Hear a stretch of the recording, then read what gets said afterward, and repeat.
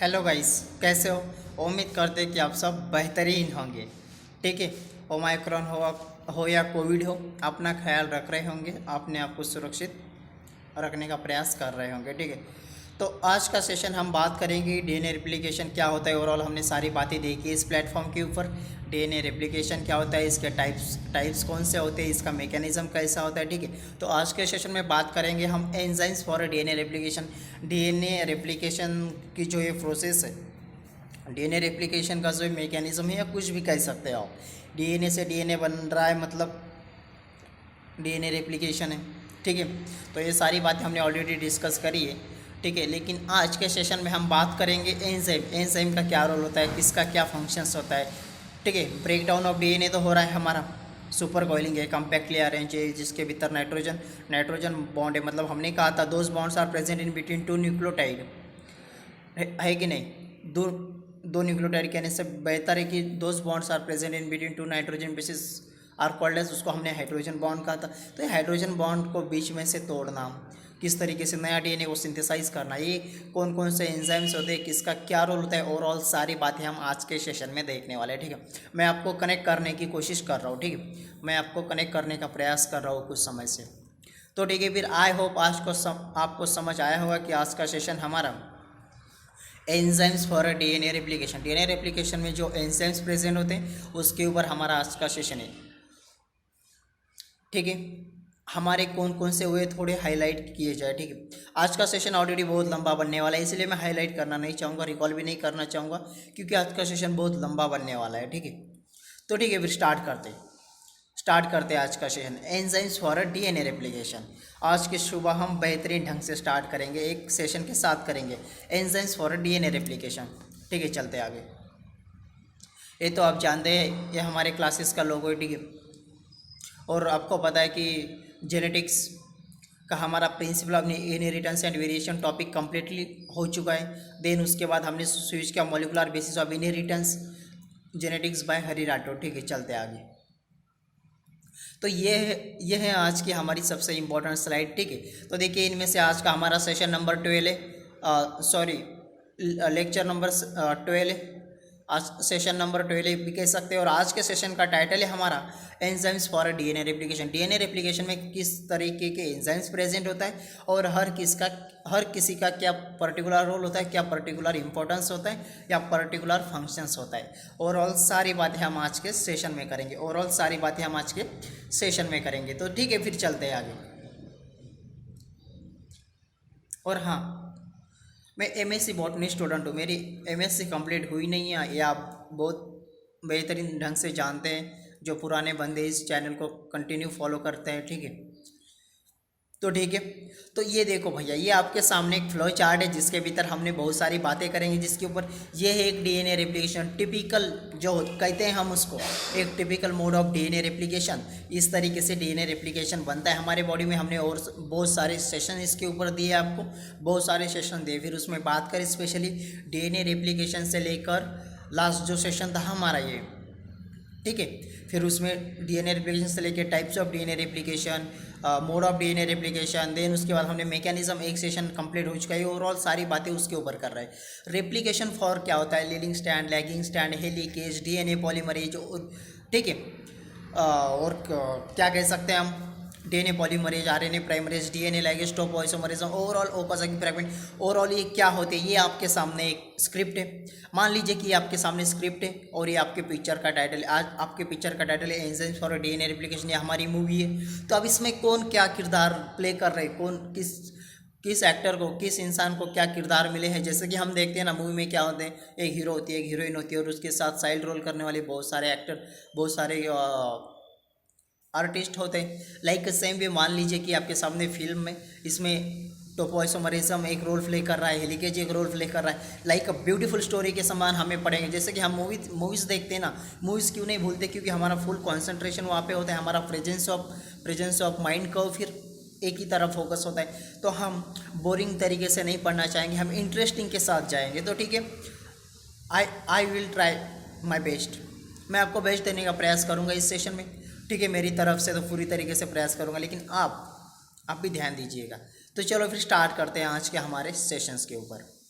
ये सारी बातें आपको उस दौरान समझ में आएंगी, जैसे कि हमने बताया कि डीएनए रेप्लिकेशन हमने ओवरऑल सारी बातें करी है। इसके भीतर एक डीएनए से दो डॉटर डीएनए बनना, मतलब ये देखो यहाँ पे ये पैरेंटल डीएनए हमारा, पैरेंटल डीएनए से क्या हो रहा है, पैरेंटल डीएनए से दो डॉटर डीएनए बन रहे हैं। लेकिन इनका तरीका कैसा है, ठीक है, इनका तरीका कैसा, एक कंटिन्यू मैनर में प्रेजेंट है और एक डिसकंटिन्यूस मैनर में प्रेजेंट है। इसके ऊपर हम और बहुत सारी बातें करेंगे इसके ऊपर, लेकिन अभी नहीं, ये आप बेहतरीन ढंग से समझ नहीं पाएंगे। देन इसके बाद हम स्विच करेंगे इसके ऊपर, ठीक है। थोड़ी स्टेटमेंट के, सबसे पहले तो हम स्टेटमेंट के साथ जाएंगे, देन कॉन्सेप्ट पर आएंगे, तो ठीक है। ये ओवरऑल बातें हम बाद में बातें करेंगे, ठीक है। तो देखो भैया, कौन कौन से एंजाइम्स होते हैं जो अपना इम्पोर्टेंट रोल प्ले करते हैं डीएनए रेप्लिकेशन के लिए या फॉर्मेशन ऑफ डीएनए रेप्लिकेशन के लिए बेहतरीन ढंग से रोल प्ले करते हैं। तो स्पेशली बात किया जाए तो enzymes for a DNA replication, जिसमें स्पेशली सबसे इम्पोर्टेंट रोल प्ले तो सभी करते हैं। इसी में से हर कोई एक मिसिंग हो तो ये डीएनए रेप्लिकेशन या डीएनए सिंथेसाइज हो, ये बन ही नहीं सकती फर्स्ट ऑफ ऑल ये तो लेकिन इनके रोल्स क्या होते हैं, ठीक है, इनके रोल क्या होते हैं, ओवरऑल सारी बातें हम आज देखेंगे। पहला है टोपोइसोमरेज, ठीक है, टोपोइसोमरेज। सेकंड है helicase, DNA polymerase, first second third, इन तीनों के रोल अलग अलग होते हैं, इसके ऊपर भी डीपली बात करेंगे।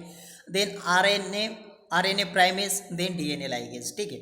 ये तो आपके पहचान के भैया, कौन कौन से पहचान के होंगे आपके, शायद एक ये टोपोइसोमरेज उतना इंपॉर्टेंट है, उतना आपके पहचान का है नहीं, लेकिन डीएनए लाइगेज आप बहुत बेहतरीन ढंग से जानते हो। डीएनए लाइगेज बहुत बेहतरीन ढंग से जानते हो, क्या करता है, ओवरजा की फ्रैगमेंट को ज्वाइन करता है। तो लाइक और सेम एक ब्यूटीफुल स्टोरी के समान हम आगे जाना चाहेंगे, ठीक है। तो चलो फिर स्टार्ट करते हैं। सबसे पहले एक सीक्वेंसली मैं आपके लिए एक सीक्वेंस पैटर्न में अरेंज करके लाया हूँ, ठीक है, ताकि आपको गेन करने में भी आसानी हो। तो नाउ अब हम फोकस करना चाहेंगे टोपोइसोमरेज के ऊपर, ठीक है, टोपोइसोमरेज। तो देखो भैया, जब से हमने प्रीवियस सेशन लिया है आपसे एक ही बात की है कि डीएनए रेप्लिकेशन जो होता है एक प्रोसेस होती है जिसमें डीएनए से डीएनए बनता है। आई होप ये क्लियर है, क्योंकि इस पर हमने 4 या 5 सेशन लिए हैं आपके इस प्लेटफॉर्म पे ऑलरेडी, ठीक है, ये बातें क्लियर है। जैसे कि भैया हमने सेंट्रल डोग्मा कहा था कि डीएनए से डीएनए बन रहा है, मतलब डीएनए रेप्लिकेशन है। डीएनए से एमआरएनए बनना, मतलब इसको हमने ट्रांसक्रिप्शन कहा था, ठीक है, ट्रांसक्रिप्शन कहा था, मानते हो ना। और आरएनए से प्रोटीन, फिर आरएनए में स्पेशली बात करें mRNA to protein, the formation of mRNA to protein is called as translation, उसको हमने ट्रांसलेशन कहा था।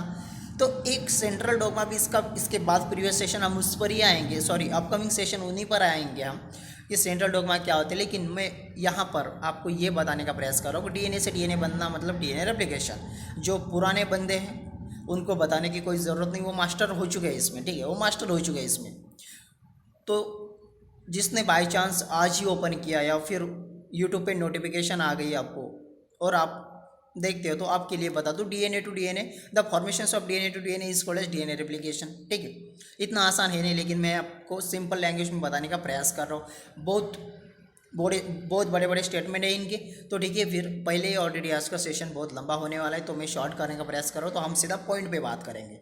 रेप्लिकेशंस of DNA involving following enzyme. तो रेप्लिकेशंस ऑफ डीएनए जो होता है इसमें फॉलोइंग ये इन सारी बातों का इन्वॉल्वमेंट होता है, जैसे कि टोपोइसोमरेज।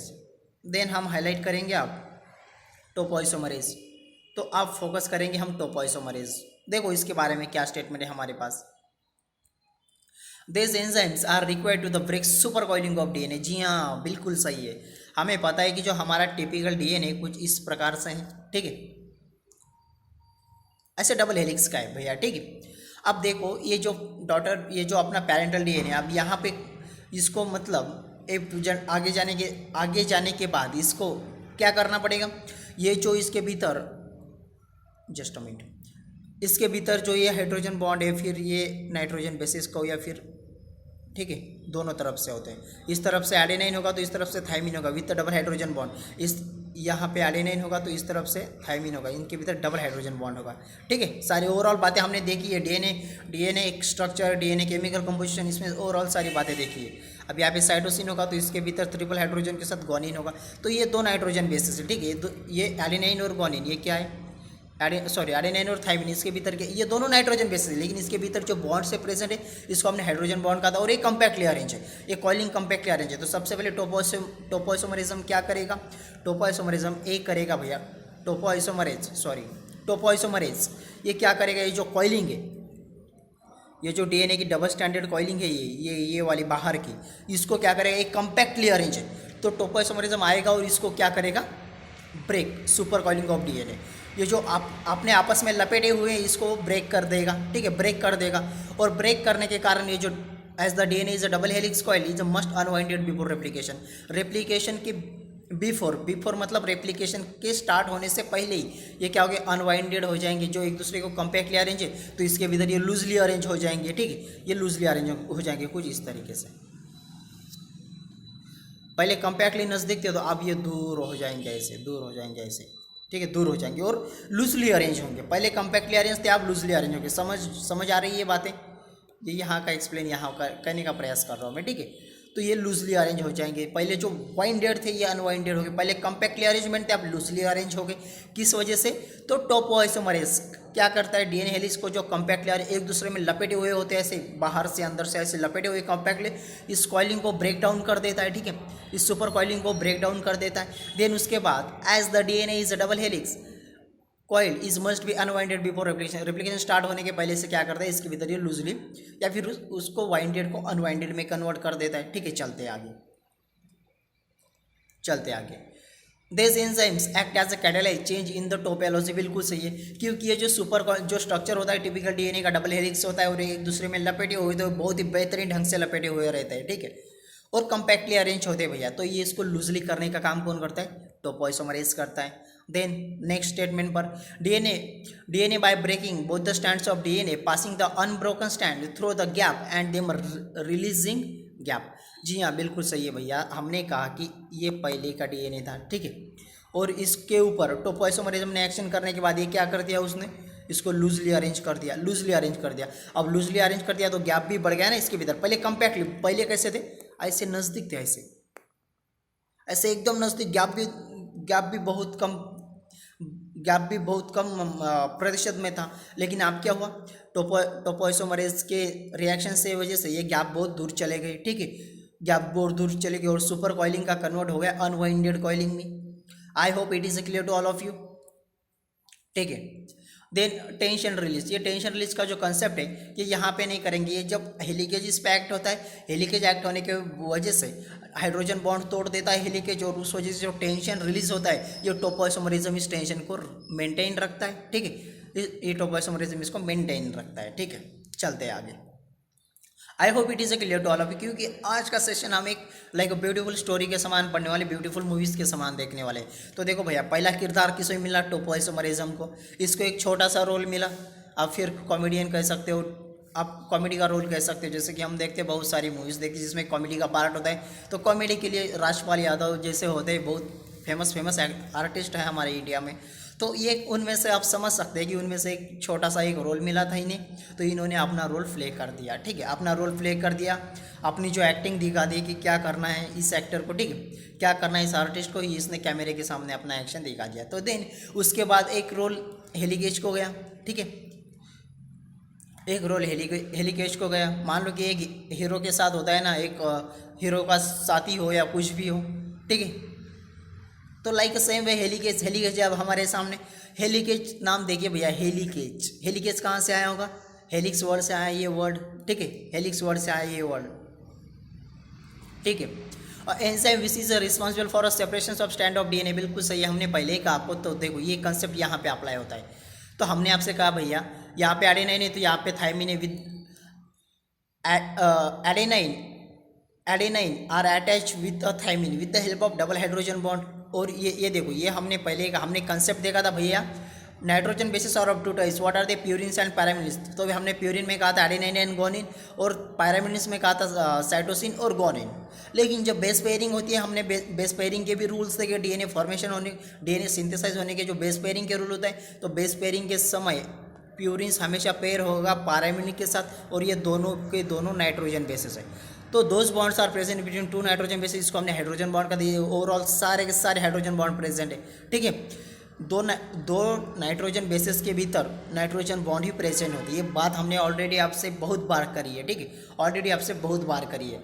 तो देखो ये जो हेलिक्स होता है, H for helix, H for hydrogen bond, तो ये आके क्या करेगा, सारे हाइड्रोजन बॉन्ड को इनिबिट कर देगा, इसके एक्शन को। एक मिनट, ये सारे के हाइड्रोजन बॉन्ड जो होता है ये बीच बीच के सारे हाइड्रोजन बॉन्ड ये ब्रेक डाउन कर देगा, सारे के सारे हाइड्रोजन बॉन्ड हटा देगा। कौन? हेलिकेज। हेलिकेज सारे के सारे हाइड्रोजन बॉन्ड हटा देगा। ठीक है, चलते हैं फिर आगे। तो देखो भैया, ऐसा तो था कुछ DNA, इसके भीतर जो एडेनाइन गुआनिन ये सारे के सारे हाइड्रोजन बॉन्ड को ये हटा देगा। ठीक है, एक मैं कोशिश करूँगा ये ट्विस्टेड को स्ट्रेट करने का। मैं स्ट्रेट मैनर में बताना चाहूँगा आपको। देखो ये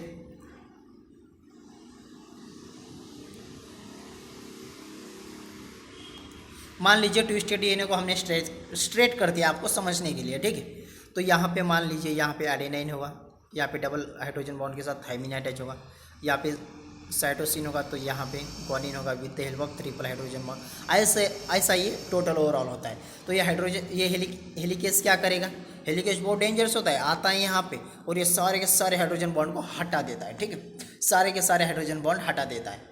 ठीक है, वही उन्होंने वही कहने का प्रयास किया आप लोगों को, ये सारे के सारे हाइड्रोजन बॉन्ड हटा देगा। ठीक है, तो देखो enzyme which is responsible for a separate of 2 strand of DNA, और दोनों स्ट्रैंड तो ऑलरेडी सेपरेट हो जाएंगे बिल्कुल। जी हाँ, उनके कम्पैक्टली अरेंजमेंट रहने का एक ही तरीका है कि इनके भीतर के जो दो नाइट्रोजन बॉन्ड है ये दोनों अपने आपस में बहुत ही बेहतरीन ढंग से अटैचमेंट है इनके भीतर। ठीक है, then the remove of hydrogen bonds are present in between 2 nitrogen pairs.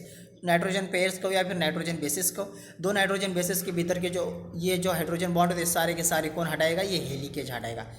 इसलिए एक ही ट्रिक है आपके पास, H for helicase, H for hydrogen bond. Hydrogen bond हटा देता है इन बिटवीन ये सारे के। ठीक है, हाइड्रोजन बॉन्ड हटा देता है। पहले तो हमें पहले क्या देखने को मिला भैया? टोपोइसोमरेज ने क्या किया था? सुपर कॉइलिंग को ब्रेक डाउन कर दिया, उसको वजह से एक गैप मिला हमें, और एक सिंगल स्टैंडर्ड बाइंडिंग प्रोटीन होते हैं जो टोपोइसोमरेज ने एक्शन की, दो सेपरेट हेलिक्स को एक दूसरे से दूर रख रहे थे, तो सिंगल स्टैंडर्ड बाइंडिंग प्रोटीन वहाँ पे अटैच हो जाते हैं एक हेलिक्स पे, और दोनों हेलिक्स को नज़दीक नहीं जाने देते। दोनों जो हेलिक्स है हमारे, दोनों कॉइलिंग कहेंगे, दो स्टैंड की जो कॉइलिंग होती है ये कुछ इस तरीके से। तो यहाँ पे सिंगल स्टैंडर्ड बाइंडिंग प्रोटीन होते हैं एक हेलिक्स पर, एक टर्न पर, ये इसको और इसको क्या करने नहीं देते? नज़दीक नहीं आने देते, दो हेलिक्स को नज़दीक नहीं आने देते। ये ओवरऑल सारी बातें हम देखेंगे आगे। ठीक है, यहाँ तक क्लियर है? तो ठीक है, फिर चलते आगे।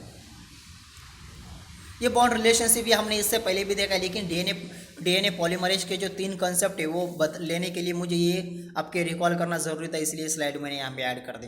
तो देखो भैया, ये मैं फ्रेश करना चाहूँगा, आपकी मेमोरी ऑलरेडी हमारे हुए है। ठीक है, तो हमने कहा था those bonds are present between in phosphor and sugar. Those bonds are present between phosphate group and sugar molecule, उसको हमने फॉस्फोडाइस्टर बॉन्ड कहा था। ये कहाँ पे प्रेजेंट होते हैं? मान लीजिए कि ये जो डीएनए होता है आपका लंबा, तो ये यहाँ से प्रेजेंट होते हैं फॉस्फेट और शुगर। ठीक है, इनका कुछ अरेंजमेंट यहाँ से होता है, ऐसे कुछ तरह बाहर से, ऐसे बाहर से होता है, हेलिक्स के बाहर से होता है। ऑलरेडी ये आपके हो चुके हैं। ठीक है, देन उसके बाद हमने कहा कि those bonds are present between hind sugar molecule and nitrogen bases. मैंने इन शॉर्ट में लेने का, उसको हमने ग्लाइकोसिडिक बॉन्ड कहा था भैया, उसको हमने ग्लाइकोसिडिक बॉन्ड कहा था। और ये तो आपको पता ही, अभी हमने देखा those bonds are present in between 2 nitrogen bases, इसको हमने हाइड्रोजन बॉन्ड कहा था। ये हेलिकेज तोड़ रहा है।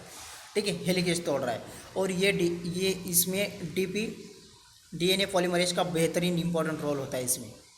किसमें? फॉस्फोडाइस्टर बॉन्ड का जो फॉर्मेशन होता है, इस दौरान ये एंजाइम एक्ट होता है। ठीक है, इस दौरान ये एंजाइम एक्ट होता है। तो देखेंगे स्टेप बाय स्टेप, आगे चलते हैं आगे। ठीक है, तो आप सबसे इंपॉर्टेंट रोल होता है हमारा डीएनए पॉलीमरेज का। ठीक है, इसका सबसे इंपॉर्टेंट रोल होता है। मान लो कि जो मूवी हो रही है, इसमें सबसे ज़्यादा पेमेंट भी इसी को मिलने वाली है, क्योंकि इसका रोल ज़्यादा, जिसका रोल ज़्यादा उसको, जिसकी एक्टिंग ज़्यादा होती है उसको रोल ज़्यादा होता है हमेशा। ठीक है, और जिसका इंपॉर्टेंस भी ज़्यादा होता है। वैसे बात करें तो हर किसी का एक पर्टिकुलर इंपॉर्टेंस है, लेकिन इसका इंपॉर्टेंस तो अलग ही लेवल का है भाई। तो देखो, enzyme that's form the phosphodiester bond in between the adjacent nucleotide in nucleic acid chain are called as DNA polymerase. तो देखो, ये ऐसा एंजाइम होता है जो फॉर्म होता है कहाँ पर? फॉस्फोडाइस्टर बॉन्ड, जहाँ पे फॉस्फोडाइस्टर बॉन्ड होता है वहाँ पर ये फॉर्म होता है in between adjacent nucleotide in nucleic acid is called as DNA polymerase. और DNA polymerase generally DNA polymerase are of 3 types. What are the DNA polymerase? First, DNA polymerase second and DNA polymerase third. तो देखो, ये देखने के लिए अब यहाँ पे आएंगे, हम थोड़ा रिकॉल करेंगे क्योंकि कंसेप्ट बहुत लंबा होने वाला है। तो देखो भैया, हमने आपको क्या किया, ये देखो ये पेरेंट, ये ओल्ड स्टैंड मतलब पेरेंटल डीएनए, यहाँ से नया स्टैंड बन रहा है मतलब दो पैटर्न में बनेगा, एक कंटिन्यू स्टैंड में बनेगा, एक डिसकंटिन्यू स्टैंड में बनेगा। तो आप देख सकते हैं यहाँ पे एक कंटिन्यू स्टैंड में जिसको हमने लीडिंग कह रहे हैं, लीडिंग, और एक डिसकंटिन्यू में देखो यहाँ पे ओकाज़ाकी फ्रैगमेंट्स वगैरह इन बिटवीन, ठीक है, ये देखो ओकाज़ाकी फ्रैगमेंट्स है, तो इसको हम लैगिंग स्टैंड कहते हैं। तो देखो भैया, तो यहाँ पे सबसे हेलिकेज, हेलिकेज ने क्या किया, ये जो भीतर के हाइड्रोजन बॉन्ड तोड़ दिया, देखो ये तोड़ दिया, ठीक है, यहाँ से तोड़ दिया, ठीक है, तोड़ दिया, और ये जो नया बन रहा है ये नया बनने के साथ लेके आ रहा है उसको, ठीक है, बनने के साथ लेके आ रहा है, बनने के। और हमने एक बात और क्लियर करी थी आपको कि डीएनए रेप्लिकेशन की जो डायरेक्शन होती है हमेशा 5' to 3' होती है, जिसको हम न्यू सिंथेसाइज डीएनए कहते हैं या फिर न्यू डॉटर डीएनए कहते हैं। देखिए ये डायरेक्शन कुछ इस तरीके से 5 to 3 डायरेक्शन में हमेशा नया डीएनए बनेगा, ठीक है। लेकिन हम बात करना ये सिंगल स्टैंडर्ड बाइंडिंग प्रोटीन, यहाँ पे जो हमने ये सुपर कॉइलिंग को ब्रेक किया, यहाँ पे टोपोआइसोमरिज्म के नाम के एंजाइम ने ये जो कॉइलिंग थी इस कॉइलिंग को ब्रेक कर दिया, किसने, टोपोआइसोमरेज। और ये जो कॉइलिंग कट होने के बाद ये देखो ये सिंगल स्टैंडर्ड बाइंडिंग प्रोटीन ये ऊपर प्रेजेंट है फेस पर, ये क्या करते हैं, ये दोनों को नज़दीक नहीं आने देते, जब तक ये प्रोसेस कंप्लीट नहीं हो जाती इन दोनों को नज़दीक नहीं आने देते, ठीक है, दोनों को नज़दीक नहीं आने देते, कौन, सिंगल स्टैंडर्ड बाइंडिंग प्रोटीन, ठीक है। देन उसके बाद हमने क्या कहा था, डीएनए पॉलीमरेज। तो भैया देखिए डीएनए पॉलीमरेज, ये देखिए यहाँ पे आया है आपका डीएनए पॉलीमरेज, और हमने कहा ना कि ये फॉस्फेट और शुगर मॉलिक्यूल के भीतर का जो बॉन्ड होता है उसको फॉस्फोडाइस्टर बॉन्ड कहते हैं, और ये कहाँ पे होता है, हेलिक्स के बेस पे प्रेजेंट होता है। तो देखो ये यहाँ पे, तो देखो डीएनए पॉलीमरेज की लोकेशन कहाँ पर है, आउटसाइड हेलिक्स के भीतर है, सेंटर में नहीं, सेंटर में नाइट्रोजन बेसिस होते हैं, लेकिन यहाँ पे बाहर से बात करें, इस हेलिक्स से बात करें तो यहाँ पे होता है अपना ये phosphodiester bond, enzyme that form where there present phosphodiester bond. हमने ऐसा कहा ना कि जहाँ पे फॉस्फोडाइस्टर बॉन्ड फॉर्म होते हैं वहाँ पे डीएनए पॉलीमरेज का इंपॉर्टेंट रोल होता है। तो वही बताने का प्रयास मैं आपको वहाँ लेके गया था, तो ठीक है।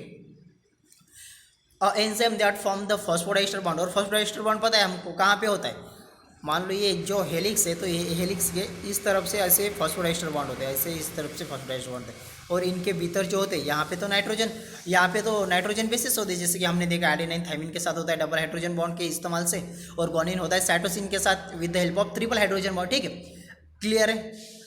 I hope it is clear to all of you. Then ठीक है, फिर चलते हैं आगे। DNA polymerase out of 3 types, ये भी पता है आपको, DNA polymerase first, DNA polymerase second, DNA polymerase third, ठीक है। चलते हैं फिर आगे। डीएनए पॉलीमरेज फर्स्ट का क्या काम होता है, तो देखो भैया एक मैकेनिज्म है, जैसे हमने पहले कहा डीएनए पॉलीमरेज का काम क्या होता है, this is mainly involve in the removing of RNA primer. अब आरएनए प्राइमर क्या होता है, आरएनए प्राइमर को या डीएनए प्राइमर को fill the gap in between Okazaki fragment. तो ये समझने के लिए आपको पहले यहाँ आना होगा, ठीक है। मेरी खुद की नोट्स पे आएंगे फिर स्टेटमेंट के साथ जाएंगे। तो देखो भैया ये आपके पास होता है, देखो हमने इसको कंटिन्यू स्टैंड को हमने लीडिंग स्टैंड कहा, ठीक है। इसको अभी यहाँ तक ये पीडी है, यहाँ तक ये पेरेंटल है, लेकिन यहाँ से जो दो बनेंगे कॉइलिंग आने के बाद ये दूसरे से अलग हो जाते हैं, ठीक है, ठीक है, वैसे पर स्ट्रक्चर मिलता है। और यहाँ से डायरेक्शन स्टार्ट होती है 5' to 3', यह रिप्लिकेशन की स्टार्ट हो रही है यहाँ पे।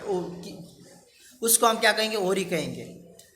The origin of replication is called as, फिर ऐसे कह सकते हैं where there are replications are takes place, this place is called as origin of replication, they are indicated by theta. ये ओवरऑल सारी बातें हमने देखी है आपकी, ठीक है, ये ओवरऑल सारी बातें हमने आप लोगों की कवर की है या फिर हमने देखी भी है, ठीक है, हमने देखी भी है। तो ठीक है, फिर यहाँ पे देखो एडेनाइन होगा, तो एडेनाइन के साथ पहले नॉर्मली क्या होना चाहिए, थाइमिन होना चाहिए, लेकिन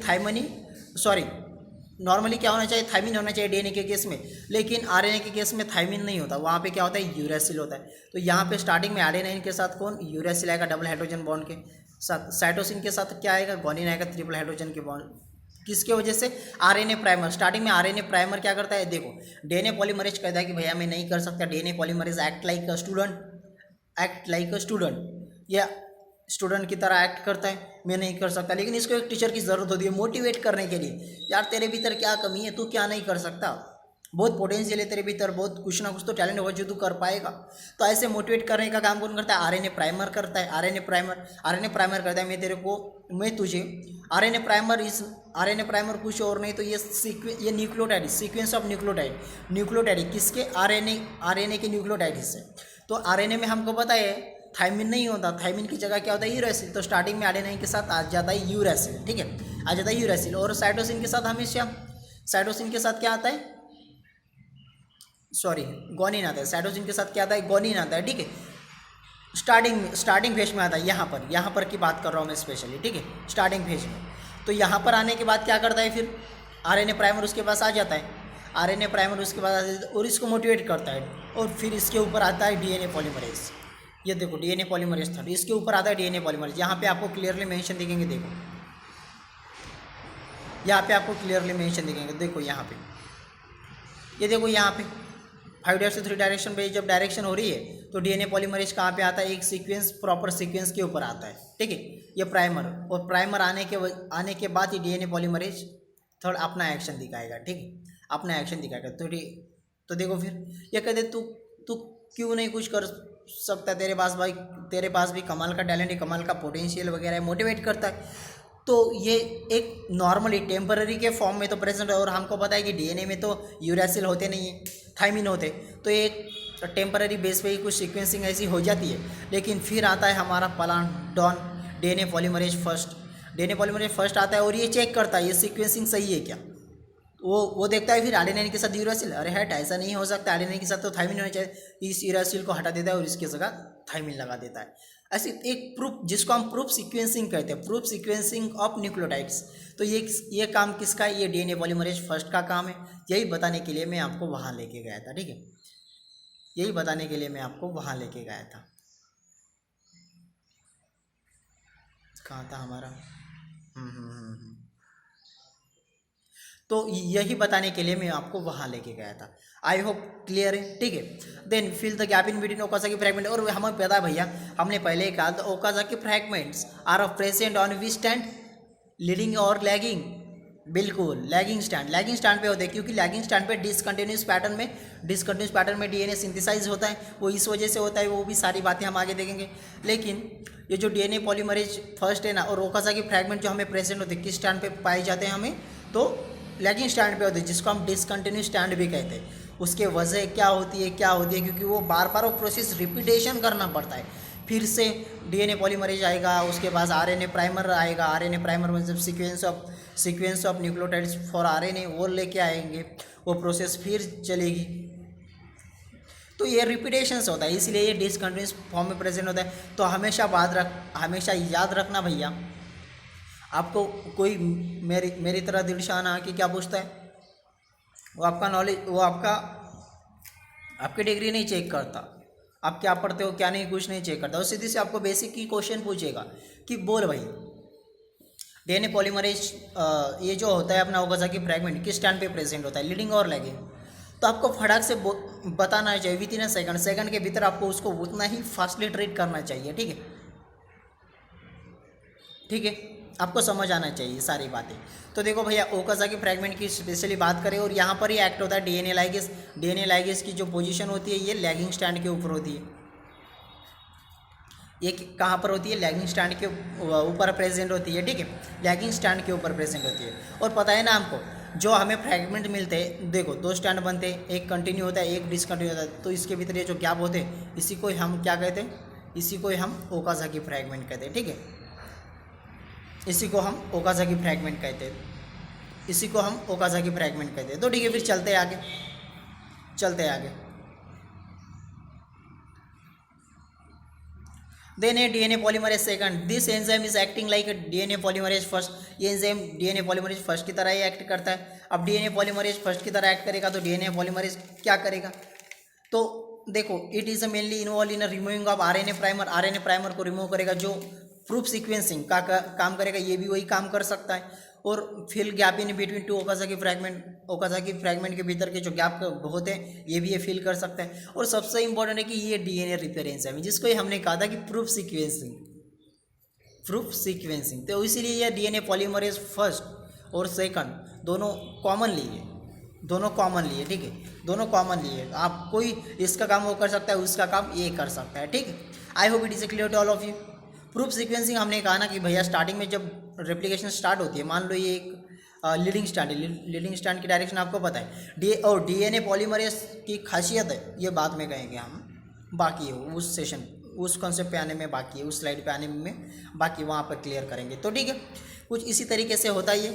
और यहाँ पे स्टार्टिंग में जब एडेनाइन होता है तो उसके साथ यूरेसिल आता है। तो फिर ये प्रूफ सीक्वेंसिंग चेक करने का काम किसका होता है, फर्स्ट और सेकंड वाले का। ठीक है, प्रूफ सीक्वेंसिंग चेक करते हैं और यूरेसिल को हटा के उसकी जगह थाइमिन को लेके आते हैं। ऐसे प्रूफ सीक्वेंसिंग करते हैं। I hope it is clear to all of you. चलते हैं आगे। ठीक है, चलते आगे। यार मुझे पता है ब्रिलियंट स्टूडेंट कंसेप्ट बहुत फास्टली गेन करते हो। ठीक है, और वैसे भी आज का सेशन हमारा बहुत लंबा बनने वाला है, लाइक अ ब्यूटीफुल स्टोरी के समान जो पढ़ रहे, बहुत सारे एग्जाम्पल का मेंशन करके जो हम आगे चल रहे। ठीक है, और पता है मुझे आप ब्रिलियंट स्टूडेंट हो, फास्टली गेन करते हो। ठीक है, चलते हैं फिर आगे। और आप है सबसे इंपॉर्टेंट भैया डीएनए पॉलीमरेज थर्ड, इसका बेहतरीन ढंग से इंपॉर्टेंट है। मतलब ये जो एंजाइम की बात करें स्पेशली, तो डीएनए पॉलीमरेज थर्ड और डीएनए लाइगेस ये दोनों बेहतरीन रोल प्ले करते हैं, बेहतरीन रोल प्ले करते हैं। जैसे कहते हैं ना, हम हीरो हीरोइन का किरदार हम किसे देंगे, एक्टर का किरदार किसे देंगे, डीएनए पॉलीमरेज थर्ड, ये हमारा एक्टर है इस मूवी का। और हीरोइन मान लो डीएनए लाइगेज है हमारी। ठीक है, जो ब्यूटीफुल दिखती है, ब्यूटीफुल है। ठीक है, चलते हैं, और ज़्यादा फील मत करो, चलते आगे। तो देखो, DNA polymerase third the playing a important role in DNA replication. DNA replication में सबसे बेहतरीन इंपॉर्टेंट रोल कौन प्ले करता है, डीएनए पॉलीमरेज थर्ड करता है। This enzyme is responsible for elongation of DNA strand in 5 to 3 direction. अरे भैया हमें पता है कि डीएनए रेप्लिकेशन की लोकेशन हमने स्टार्टिंग में देखी है, इसकी डायरेक्शन पहले ही देखी हमने, कौन सी होती है, 5 to 3 इसकी डायरेक्शन होती है। The replications are a process takes place in which direction, 5 to 3 direction. ठीक है, ये पास पता है। और ये क्या करता है, डीएनए पॉलीमरेज थर्ड होता है 5 to 3 की जो ये लेंथ होती है, 5 to 3 जहाँ पे रेप्लिकेशन हमारी चल रही होती है, इस लेंथ को ये बढ़ाने का काम करता है, इलोंगेशन। इस लेंथ की जो थिकनेस है उसको बढ़ाने का काम कौन करता है, डीएनए पॉलीमरेज थर्ड करता है। This enzyme can not initiate start the DNA synthesis. और डीएनए सिंथेसिस स्टार्ट नहीं कर सकता, खुद नहीं कर सकता। क्यों नहीं कर सकता, कि इसको पता ही नहीं होता इसके पास खूबियाँ क्या होती है। जैसे कि हमें पता होता है ना, अरे भैया आप क्लास में जाइए, आप क्लास में चाहिए, बहुत बार ऐसा होता है कि आपके भीतर के जो टैलेंट्स होते हैं ये किसी और को पता ही नहीं होते। लेकिन जब आप कुछ करते हो, कोई आपको पर्टिकुलर ऑब्जर्व करता है, कोई पर्टिकुलर आपके ऊपर एक रिसर्च तो नहीं कहना चाहूँगा मैं, लेकिन कोई आपके ऊपर जब देखता है कि यार मतलब आपके बारे में सोचता है, तो आपकी खूबियाँ उसको आती है। जैसे कि बात करो सेमिनार, यदि आपके टीचर लोग सब बैठे हुए और आप आके जाके सेमिनार पढ़ा रहे हो, तो फिर एक बेहतरीन टीचर क्या उसके दिमाग में फटाक से आ जाता है, क्योंकि इस फील्ड में उसने बहुत टाइम दिया है, इस फील्ड में बहुत टाइम दिया, और वो एक एक्सपर्ट टीचर में से एक है। ठीक है, एक्सपर्ट में से एक है, तो वो आपके कंसेप्ट को समझ लेगा कि इस बंदे का टैलेंट किस में। आपकी टीचिंग बेहतरीन ढंग से आप पढ़ाना जानते, तो वो आपके टैलेंट को डिटेक्शन कर लेगा, आइडेंटिफाई कर लेगा आपके टैलेंट को। ठीक है, लाइक द सेम वे, और आपको मोटिवेट करेगा उसी डायरेक्शन में जिस डायरेक्शन में आप कुछ करना चाहते हो, फ्यूचर में अपना करियर बनाना चाहते हो। Like the same way, DNA polymerase ऐसा होता है, ये एक स्टूडेंट की तरह होता है, इसको पता नहीं होता कि मेरे भीतर क्या है, कुछ नहीं। इसको एक मोटिवेट की ज़रूरत होती है, एक मोटिवेशनल की ज़रूरत होती है। और वो मोटिवेशनल कौन है, इसका आरएनए प्राइमरेज है, आरएनए प्राइमेज को। ठीक है, आरएनए प्राइमेज को या फिर आरएनए प्राइमर को। इसके पास क्या होता है, इसके पास सीक्वेंस होते हैं किसके, आरएनए के, स्टार्टिंग इनिशियल स्टेज में। तो ये क्या करता है, इसलिए ये स्टेटमेंट यहाँ पे मेंशन है, this enzyme can not initiate start the DNA replication. Initiate और स्टार्ट का मतलब एक ही होता है। This enzyme can not start the DNA synthesis. ये एंजाइम डीएनए सिंथेसिस नहीं कर सकता। क्यों नहीं कर सकता, क्योंकि इसको इसकी खूबियाँ नहीं पता होती हैं। तो आरएनए प्राइमर आके बोलता है, भाई उठ जा नींद से, तू बहुत कर सकता है, मैं तेरे पास आऊँगा, मैं तुझे मोटिवेट करूँगा। इसीलिए ये अपने सीक्वेंस इसके पास छोड़ के जाता है, आरएनए की न्यूक्लियोटाइड के सीक्वेंस इसके पास छोड़ के जाता है। मैं हूं ना तेरे साथ, फिर किस बात की डर है तुझे, चल स्टार्ट करेंगे। और फिर जैसे जैसे हम आगे जाते हैं, फिर हर एक एक्सपर्ट हमें मिलते जाते हैं। फिर हमारे कांटेक्ट में डीएनए पॉलीमरेज फर्स्ट आता है, जो कहता है तुम टेंशन मत लो, ये तुम्हें दिक्कत दे रहा है, ये तुम्हारे साथ इसने अटैच किया है ना, पहले एडेनिन के साथ यूरिया लाया है, ऐसे तो होता नहीं है, लेकिन इसने आपको रॉन्ग गाइडेंस दिया है, तो मैं इसको सही करूँगा। तो ऐसे एक दूसरे से एक एक्सपर्ट आपकी ज़िंदगी में आते रहते हैं। आप लाइफ में भी डिस्कस कर लीजिए। आप जब 11-12 में होते हैं, वहाँ पे उस बेस के टीचर्स आपके पास प्रेजेंट होते हैं, ठीक है, उस फील्ड के एक्सपर्ट आपके साथ प्रेजेंट। लेकिन जब आप एमएससी बीएससी के लेवल पे जाते हो, तो देन हाईली एक्सपर्ट आपके साथ होते हैं, जिसके बाद बहुत कंसेप्ट होता है, बहुत ज्ञान होता है, ठीक है। उनके कांटेक्ट में आने के बाद यदि आपकी कुछ मिस्टेक है, आपने डीएनए रेप्लिकेशन कंसेप्ट गेन करते समय रॉन्ग से कह दिया कि इसकी डायरेक्शन 3 to 5 डैश होती है, तो वो एक्सपर्ट आपको बता देगा अरे ऐसा नहीं होता, 5 to 3 डैश होती है। तो लाइक सेम वे मान लीजिए कि ये सीनियर टीचर है आपके सामने, जो आरएनए प्राइमरी सीनियर टीचर है, और आप जब जूनियर टीचर है, और जब आप सीनियर कॉलेज में पढ़ते हो, यूजी पीजी को, फिर ग्रेजुएशन पोस्ट ग्रेजुएशन, वहाँ के जो सीनियर टीचर हो आपको बताएंगे नहीं 5 to 3 डैश होती है बेटा, ये समझ लीजिएगा। तो ऐसे कुछ इसको मोटिव की तो इनफैक्ट मैं आपको ये बताने का प्रयास कर रहा था कि डीएनए पॉलीमरेज थर्ड क्या होता है, स्टूडेंट की तरह अपना बिहेवियर करता है, इसको पता नहीं होता मेरे पास क्या एबिलिटी है क्या वगैरह कुछ नहीं, तो इसको एक मोटिवेशनल की ज़रूरत होती है। मोटिवेशनल कौन प्रोवाइड करता है, तो आरएनए प्राइमेस को या फिर प्राइमर को ये प्रोवाइड करता है, ठीक है। I hope it is clear to all of you. चलते हैं फिर आगे। तो देखो ये है हमारे आरएनए प्राइमेस, ठीक है। तो this is enzyme is needed for RNA primer. इस एंजाइम को किसकी ज़रूरत होती है और किस वजह से फॉर्म होता है, तो आरएनए प्राइमर की वजह से फॉर्म होता है। तो देखो भैया फिर आरएनए प्राइमर, हमने कहा कि स्टार्टिंग में आरएनए प्राइमर के ऊपर हमने बहुत सारी बातें करी आप लोग के सामने। ये क्या होता है, स्टार्टिंग में जो बेस पेयरिंग होती है आर्जिनिन के साथ यूरियासिल ला के देता है, साइटोसिन के साथ गुआनिन ला के देता है with the triple hydrogen bond. लेकिन जो प्रूफ रीडिंग होती है, जब आता है हमारा डीएनए पॉलीमरेज फर्स्ट वाला प्रूफ रीडिंग, ये कहता है भैया ऐसा सीक्वेंसिंग हो ही नहीं सकता, तो ये यहाँ पे जो यूरियासिल होता है, इस यूरियासिल को हटा देगा, तू नहीं भैया यहाँ पे, तेरी जगह यहाँ नहीं है। इसने आपको रॉन्ग स्टार्टिंग तो इसने कर दिया आपकी, बहुत सही, इसका भी इतना ही रोल है, लेकिन भैया ये आपका गलत है, तो ये आप यहाँ पे थायमिन, ये सारी proof sequencing DNA polymerase first करता है। तो आरएनए प्राइमर का बहुत ही बेहतरीन रोल होता है। Without RNA primer DNA polymerase third कुछ भी नहीं कर पाएगा, क्योंकि उसको उसकी खूबियाँ बतानी। और डीएनए पॉलीमरेज की सबसे इंपॉर्टेंट बात मैं आप लोगों को कह दूँ, डीएनए पॉलीमरेज की सबसे इंपॉर्टेंट बात मैं आपको कह दूँ कि डीएनए पॉलीमरेज हमेशा काम करता है जिसकी डायरेक्शन होती है 5 to 3 डायरेक्शन, इसी में ये काम करेगा DNA polymerase. I will repeat, DNA polymerase third जो होता है इसकी डायरेक्शन 5 to 3 डैश में ही ये काम करेगा। अगर दूसरी डायरेक्शन इसको आप 3 या 5 में करने का इसको कहेंगे 3 या 5 में आप काम कीजिए, तो ये सीधा मना कर देगा, मेरे बस का काम नहीं है, ये मेरी स्ट्रेंथ है नहीं, मैं काम करूँगा 5 to 3 डैश, ये मेरी स्ट्रेंथ है।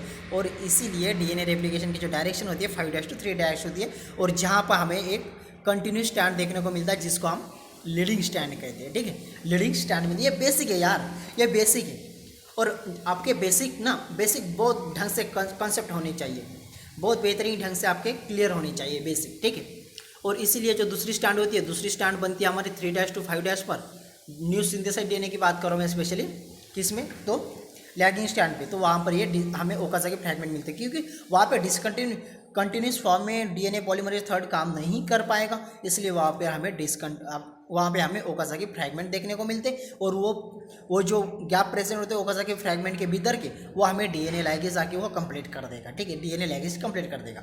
तो देखो डीएनए पॉलीमरेज की डायरेक्शन कहाँ पे होती है, तो भैया इसकी डायरेक्शन लीडिंग स्टैंड पे होती है। डीएनए लाइगेज की स्टैंड, डीएनए जो लाइगेज होता है इसकी लोकेशन किस स्टैंड पे होती है, तो लैगिंग स्टैंड पे होती है। एक बेसिक डिफरेंस, डीएनए लाइगेज जो डीएनए पॉलीमरेज जो होता है, ये जो लीडिंग स्टैंड के भीतर के गैप प्रेजेंट होते हैं, जो गैप है ये गैप कौन फिल करेगा, तो डीएनए पॉलीमरेज फिल करेगा। और जो लैगिंग स्टैंड के ऊपर के गैप होता है, ये डीएनए लाइगेज फिल करेगा। बहुत ही बेसिक डिफरेंस है, याद रखिएगा, ठीक है।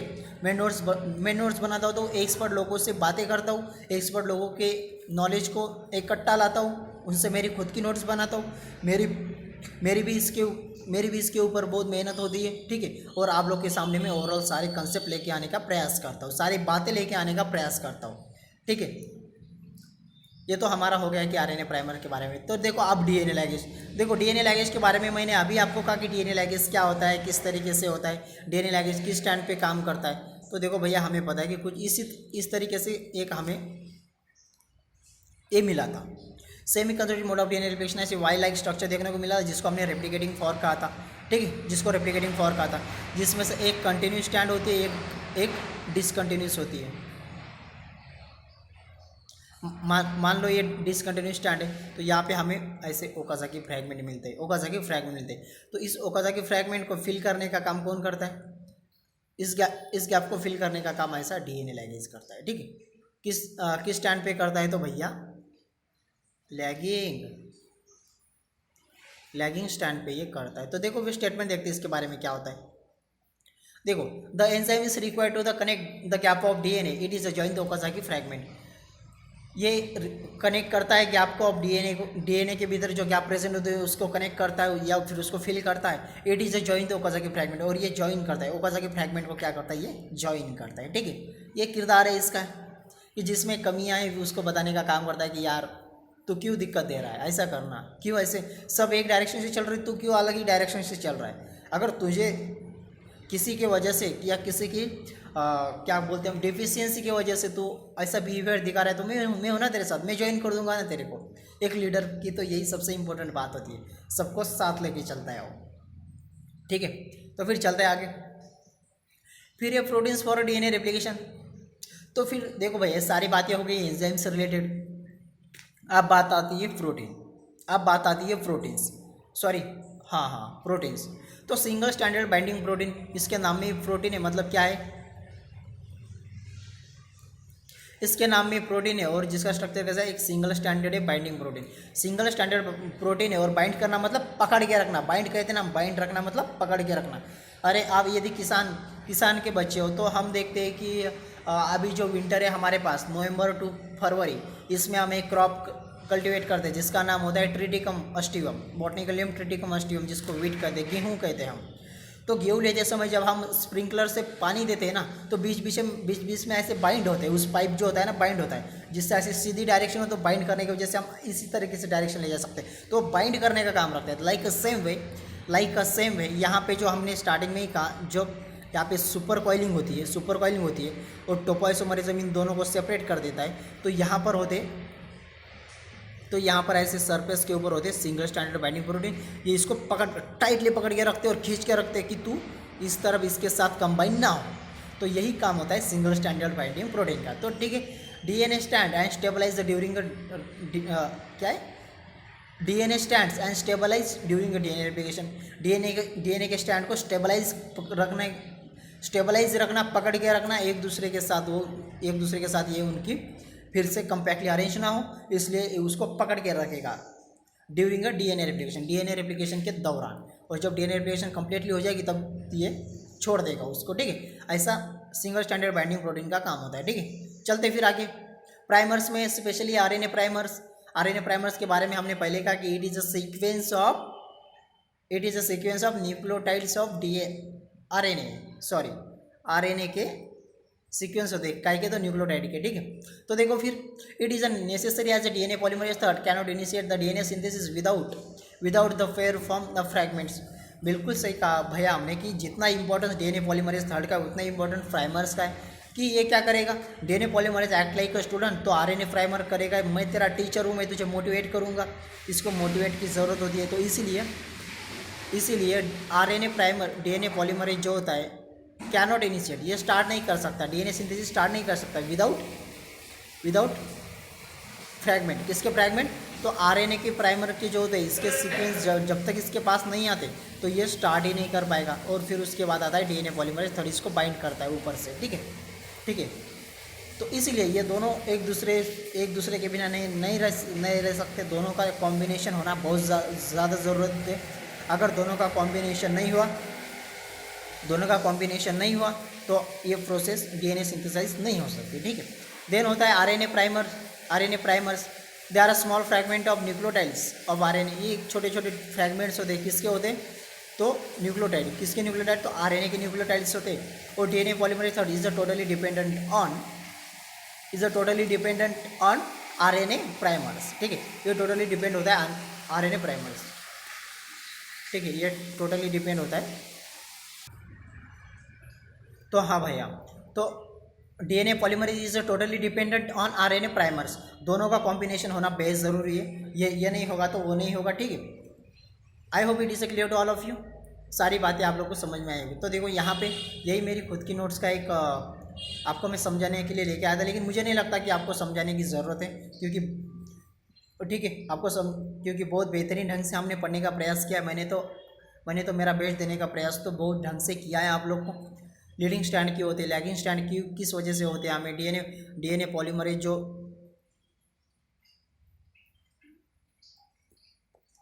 डीएनए पॉलीमरेज जो थर्ड होता है इसकी लोकेशन क्या होती है, ये 5'-3' ही काम करना पसंद करेगा, इसलिए हमें लीडिंग स्ट्रैंड देखने को मिलता है। और दूसरी पैटर्न में डिसकंटिन्यूस मिलता है क्योंकि इसकी लोकेशन क्या होती है, इसकी 3 to 5 होती है, तो ये डायरेक्शन इसको ये इनिबिट कर देगा। लेकिन फिर भी आरएनए प्राइमर कहेगा यार तू, मैं हूं ना तेरे साथ, तू काम तो कर, देख लेंगे, इसलिए यहाँ पे ये बीच बीच में ओकाज़की फ्रैगमेंट छोड़ देगा, बीच बीच में ओकाज़की फ्रैगमेंट छोड़ देगा, और ये काम डीएनए लाइगेज को आके, और ये काम जो होता है डीएनए लाइगेज आके ये गैप को फिल करेगा। ये है हमारी लैगिंग स्टैंड और ये है हमारी लीडिंग स्टैंड। लीडिंग स्टैंड हमेशा कंटिन्यू में प्रेजेंट होती है, और न्यू सिंथेसाइज जो डीएनए बनता है इसकी डायरेक्शन क्या होती है, 5'-3'। और ये जो दूसरा लैगिंग स्टैंड है जिसकी डायरेक्शन होती है 3'-5'। और ऑल ये सारी बातें मैंने आपको एक बेसिक की फॉर्म में बताने का तो प्रयास किया है मेरे पॉइंट ऑफ व्यू से, लेकिन फिर भी रिकॉल करते रहिए, अपने आप को बेहतरीन बनाते रहिए और इस पर और काम कीजिए, क्योंकि यार जेनेटिक्स ना बहुत टफ सब्जेक्ट है। मैं ऐसा नहीं कहता कि बहुत टफ है, आपको डराने का मेरा पॉइंट ऑफ व्यू ऐसे नहीं है भैया, लेकिन इंटरेस्ट उतना है कि जब आपके कॉन्सेप्ट क्लियर होते हैं तब आप इसमें अपना टाइम देने का प्रयास करते हो, नहीं तो ये बाकी सेल बायोलॉजी की तरह ऐसे आप इसको मजाक में नहीं ले सकते, ठीक है। मजाक में लेंगे तो मजाक में ही रह जाएंगे, ठीक है। फिर क्या कह सकते जाते जाते, 1 मिनट, क्लियर हो गई ना सारी स्लाइड? हाँ, सबसे इंपॉर्टेंट तो रह गया ना भैया। तो देखो फिर आप आते हैं यहाँ पे, तो देखो भैया हमने पहले ही कहा हेलिकेज क्या करेगा, हाइड्रोजन बॉन्ड को रिमूव कर देगा, ठीक है। लीडिंग स्ट्रैंड मतलब कंटिन्यूस स्ट्रैंड में प्रेजेंट होती है, ये है डीएनए पॉलीमरेज थर्ड। ये जब सीक्वेंस प्रॉप करेगा, सीक्वेंस जब स्टार्ट होगी तो उसके ऊपर ये बाइंड करेगा डीएनए पॉलीमरेज, ठीक है। और ये चेन कंटिन्यू ऐसे बनाता जाएगा, कंटिन्यू बनाते जाएगा, 5'-3' में कंटिन्यू बनाते जाएगा, जिसको हमने लीडिंग स्ट्रैंड कहा। और दूसरी तरफ है 3 to 5, इसके भीतर हमें थोड़ा तो बनाएगा, यहाँ से स्टार्ट हुई मतलब यहाँ पे 3 और यहाँ पे 5, थोड़ा बनाएगा, रुक जाएगा, अब मेरे बस का काम नहीं, ऐसे फ्रैगमेंट बीच बीच में छोड़ देगा, और ये फ्रैगमेंट डीएनए लाइगेज आके कंप्लीट कर देगा। और ये जो नीचे का स्टैंड होता है ये ओरिजिनल स्टैंड मतलब टेम्पलेट स्टैंड होता है। Template stand act like parental stand, template stand act like parental combination. कहा था ना हमने डीएनए रेप्लिकेशन में, कहा था ना सेमी कंजर्वेटिव में हमने कहा था कि semi conservative DNA replication is a process in which parental DNA produce 2 daughter DNA and in those 2 daughter DNA having 50% of parental DNA, 50% parental DNA showing a combination and new, और जो दूसरा 50% ये new daughter DNA की synthesize combination करेगा। हमने ऐसा कहा था 50% part of the DNA is totally based on a parental combination and remaining 50% part of the DNA is totally new DNA. They act as synthesize, they are act like a synthesize DNA daughter DNA, ठीक है। और उसको आपने PD DNA मतलब template DNA भी कहा था। तो ये होता है, ये 50% टेम्पलेट डीएनए, इसको रीड करके 50% बनेगा नया डीएनए, वो तो ऑफ द स्टैंड। इसलिए ये तरीका होता है semi conservative mode of DNA replication, ठीक है, semi conservative mode of DNA replication. और ये तो सारी बातें आपको बताई। फिर रेप्लिकेटिंग फॉर्क, ये वाई लाइक का जो स्ट्रक्चर बन रहा है ऐसे, तो इसको हम रेप्लिकेटिंग फॉर्क कहते हैं, ठीक है। ये देखो वाई लाइक स्ट्रक्चर यहाँ से सीधा आ रहा है और यहाँ से 2 हिस्सों में डिवाइड हो रहा है। एक होता है ऐसे वाई लाइक स्ट्रक्चर में डिवाइड हो रहा है। जस्ट अ मिनट,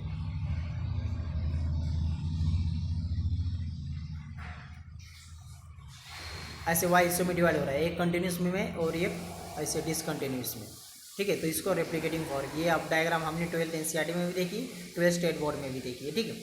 और देन उसके बाद देखो यहाँ पे ये ओकाज़की फ्रैगमेंट एक लीडिंग स्टैंड के देखो आरएनए प्राइमर इसके साथ आएगा, बाइंड करेगा। देन उसके बाद यहाँ पे और देखो लीडिंग स्टैंड की जो लीडिंग, देखो ये क्या है, लेगिंग को या लैगिंग को, इसकी डायरेक्शन 3'-5' होती है और इसकी 5 to 3। हमने ऑलरेडी आपसे ये सारी बातें करी है, ठीक है। और पैरेंटल, और ये ऐसा होता है दोनों का कॉम्बिनेशन, इसलिए semi conservative mode of DNA replication हमको देखने को मिलता है, ठीक है। Semi conservative mode of DNA replication हमको देखने को मिलता है, ठीक है। यहाँ पे देखिए डीएनए पॉलीमरेज जो थर्ड होता है बाइंड करेगा, जब सीक्वेंसिंग इसके पास आएगी तब बाइंड करेगा और एक चेन बनाता जाएगा, ऐसी चेन ये बनाता ही जाएगा, ठीक है। इसी और एक कंटिन्यू मैनर में, जिसको हम लीडिंग स्टैंड कहते हैं या कंटिन्यू स्टैंड कहते हैं। सिंगल स्टैंडर्ड बाइंडिंग प्रोटीन देखो यहाँ पे, ये देखो सिंगल स्टैंडर्ड बाइंडिंग प्रोटीन, ये देखो ये यहाँ पे प्रेजेंट, ये सिंगल स्टैंडर्ड बाइंडिंग प्रोटीन, ठीक है। हेलिकेज ये सारे हाइड्रोजन बॉन्ड हटा देगा, ये देखो ये देखिए ये सारे हाइड्रोजन बॉन्ड क्या किया, हेलिकेज ने हटा दिया। यहाँ पर भी हटा दिया, लेकिन यहाँ भी न्यू सिंथेसाइज डीएनए ने कवर कर दिया। ठीक है, तो डीएनए पॉलीमरेज आकर ये प्रूफ सीक्वेंसिंग चेक करेगा, डीएनए लाइगेज बिटवीन होगा कि फ्रैगमेंट आके जोड़ देगा। डीएनए पॉलीमरेज थर्ड फिर से बनाने का कोशिश करेगा और इसको हम लैगिंग स्टैंड कर दें। तो ये एक ओवरऑल ये देखो ओरिजिन ऑफ रेप्लिकेशन। और ये सीधी सी बात है, ओरिजिन ऑफ रेप्लिकेशन क्या होती है, लीडिंग स्टैंड पे एक ही पैटर्न में हो जाती है कंप्लीट। और यहाँ पे हमें number of origin of replication देखने को मिलते हैं। और ये केस हमने कहाँ पे देखा था, हमने एक बात कहा था भैया, प्रोकैरियोटिक और यूकैरियोटिक सेल के भीतर एक डिफरेंस देखा था हमने, कि वहाँ पर हमने आपसे बात करी थी, क्या करी थी, यूकैरियोटिक सेल के भीतर ओरिजिन ऑफ रेप्लिकेशन एक ही होती है, लेकिन प्रोकैरियोटिक सेल में 2 या 2 से ज़्यादा ओरिजिन ऑफ रेप्लिकेशन होती है at a simultaneously at that time, एक ही समय पे ऐसे बहुत देखने को मिलता है हमें। ठीक है, आई होप आज की स्टोरी हमने लाइक अ ब्यूटीफुल स्टोरी के समान पढ़ने का प्रयास तो मैंने तो किया है मेरे पॉइंट ऑफ व्यू से, और आपको बेस्ट देने का प्रयास भी किया है। तो भैया ठीक है, बेस्ट देने का प्रयास भी किया है। और ये जो WPS प्रेजेंटेशन के फॉर्म में पढ़ाने का यही तो तरीका है कि आपको डायग्राम में दिखा सकता हूँ, उसके बारे में प्रॉपर एक्सप्लेनेशन कर सकता हूँ, और उसके ऊपर मैं बहुत ही डीपली आपको बता भी सकता हूँ। तो ठीक है, फिर मुलाकात होगी अगले सेशन में, mechanism of semiconductor DNA replication part number 2, वो भी लाइक ऐसे ब्यूटीफुल स्टोरी के समान हम पढ़ेंगे। ठीक है, ब्यूटीफुल स्टोरी समान के उसी के जैसा पढ़ेंगे। तो ठीक है, फिर थैंक्स, क्या कह सकते हैं, अगले सेशन में स्वागत करेंगे आपका। ठीक है, स्ट्रॉन्ग वेलकम। अपना ख्याल रखिए, कोविड से बचते रहिए, अपने आप को बेहतरीन बनाते रहिए। ओमाइक्रॉन को नाम मजाक में ले, ठीक है, क्योंकि इस देश को बहुत ज़रूरत है, इस देश को बहुत ज़रूरत है आपकी। आपका ख्याल रखिए, कोविड से बचते रहिए, कॉलेज में जाते समय सोशली डिस्टेंस रखिए, सैनिटाइज़र हमेशा साथ रखिए, मास्क तो हमेशा मुंह पर लगा के रखिए, कंपलसरी है। ठीक है, और क्या कह सकते हैं, टीचर लोगों का मान सम्मान कीजिए, बहुत सारा होता है उनके पास से सीखने का, तो गेन करने का प्रयास कीजिए और एक बेहतरीन इंसान बनने का प्रयास कीजिए।